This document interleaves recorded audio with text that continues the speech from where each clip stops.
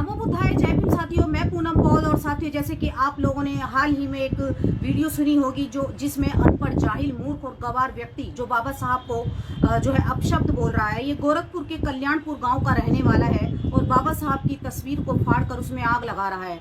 ये बाबा साहब को अंग्रेजों का पिट्ठू कह रहा है, अंग्रेजों का गुलाम कह रहा है, अंग्रेजों का दलाल कह रहा है। मैं समझती हूँ कि ये कोई पहली घटना नहीं है और ना ही ये आखिरी है, क्योंकि सत्ता में इनके बाप बैठे हैं और आज तक ऐसे लोगों पर कोई भी कार्रवाई नहीं हुई है, इसीलिए इनके हौसले बुलंद हैं।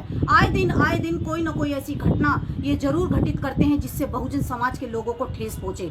मैं ऐसे ब्रह्मा के मुंह से पैदा होने वाले लोगों से कहना चाहती हूँ कि आप अपने इतिहास की जानकारी रखिए कि इतिहास में क्या क्या हुआ था, क्योंकि बाबा साहब डॉक्टर अम्बेडकर जब 29 अगस्त 1932 को इंग्लैंड की पार्लियामेंट से हमारे लिए हक अधिकार लेकर आए थे तो मिस्टर गांधी को यह बर्दाश्त नहीं हुआ।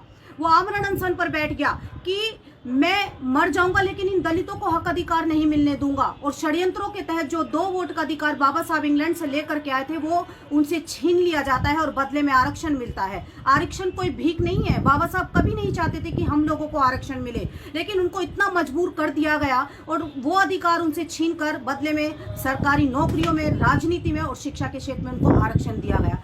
ये ऐसे लोगों को अपना इतिहास जानना बहुत जरूरी है जिन्हें ये नहीं पता कि भारत में कम्युनल अवार्ड किस चीज का जायजा लेने के लिए आए थे।